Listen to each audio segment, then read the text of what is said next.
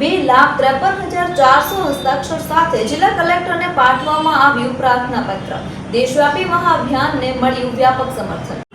ભારતીય સંસ્કૃતિના પ્રાણ સમાન વેદો અને પુરાણોમાં પૂજનીય તથા જગતજનની તરીકે પૂજાતી ગૌમાતાને સત્વરે દેશના સર્વોચ્ચ માન સન્માન રાષ્ટ્રમાતાનો દરજ્જો આપવામાં આવે તેમજ ગૌવંશની સુરક્ષા અને સંવર્ધન માટે કડક કાનૂની જોગવાઈ કરી ગૌહત્યા પર કાયમી પ્રતિબંધ મૂકવામાં આવે તેવી પ્રચંડ અને દ્રઢ માંગ સાથે આજરોજ અમરેલી જિલ્લા કલેક્ટર કચેરી ખાતે એક ભવ્ય અને વિશાળ પ્રાર્થના પત્ર પાઠવાયું હતું। સમગ્ર ભારત વર્ષના તમામ રાજ્યોના તમામ જિલ્લાઓમાં એક સાથે એક જ સમયે અને એક જ પવિત્ર સંકલ્પ સાથે પૂજ્ય સંત મહાત્માઓના દિવ્ય માર્ગદર્શન હેઠળ આ મહાઅભિયાનનો પ્રારંભ થયો છે, જેના ભાગરૂપે અમરેલી જિલ્લામાં પણ સંતો મહંતોની આગેવાની હેઠળ હજારોની સંખ્યામાં ઉપસ્થિત રહેલા તેજસ્વી ગૌભક્તો, ધર્મપ્રેમી નાગરિકો અને સત્ય સનાતન સંસ્કૃતિના રક્ષકોએ કલેક્ટરશ્રીને આવેદનપત્ર સમર્પિત કરવામાં આવ્યું હતું, જે જિલ્લાની ગૌભક્તિનો અદ્ભુત પુરાવો છે। અમરેલી કલેક્ટર કચેરી ખાતે પ્રાર્થના પત્ર આપવાની પવિત્ર પ્રક્રિયા શરૂ થઈ હતી।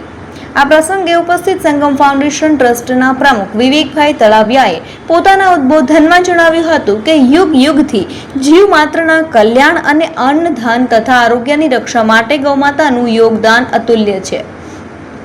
ભારતીય સનાતન સંસ્કૃતિના ગૌ સેવા એ જ સાચી ઈશ્વર સેવા છે।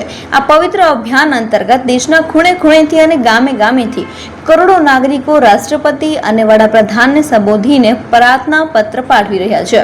સાથે જ www.gausamman.cloud વેબસાઇટ પર ઓનલાઈન માધ્યમથી પણ કરોડો નાગરિકો જોડાઈને ગૌમાતાના સમર્થનમાં પોતાનો અવાજ બુલંદ કરી રહ્યા છે। ભારતીય સંસ્કૃતિ અને ગૌવંશના ગૌરવને પુનઃસ્થાપિત કરવા માટે ગૌમાતાને સત્તાવાર રીતે રાષ્ટ્રમાતા જાહેર કરવામાં આવે તેમજ સમગ્ર દેશમાં ગૌવંશની હત્યા કરનારાઓ સામે આડેધડ કડક કાનૂની સજા અને ફાંસી જેવી સખત જોગવાઈ લાગુ કરવામાં આવે। વધુમાં ગૌવંશના સર્વાંગી વિકાસ, સંવર્ધન અને રક્ષણ માટે કેન્દ્ર સરકાર દ્વારા એક અલગ ગૌ મંત્રાલયની સ્થાપના કરવામાં આવે। અમરેલી, સાવરકુંડલા આજુબાજુના ગ્રામ્ય વિસ્તાર તેમજ અમરેલી સિટી કલેક્ટરશ્રીને ગૌ સન્માનના કાર્યક્રમ અંતર્ગત એક પ્રાર્થના પત્ર આપવામાં આવ્યો છે કે ગૌ માતાને રાષ્ટ્રમાતા ઘોષિત કરો। ખાલી ગાય માતા એક પ્રાણી નથી, ગાય માતા એક વિજ્ઞાન છે, જે આપણા જીવનથી મૃત્યુ સુધી આપણને ઉપયોગી છે। આજે અમરેલી મુકામે અંદરથી થોડું દુઃખ થાય કે નમસ્કાર, વિવેક તળાવિયા, સંગમ ફાઉન્ડેશન ટ્રસ્ટ ચલાળા।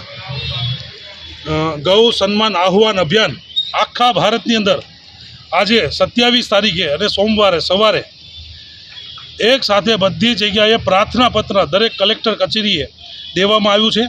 આમની પહેલાં પ્રાંત કચેરીમાં દેવામાં આવ્યા હતા, દરેક તાલુકા મથકે।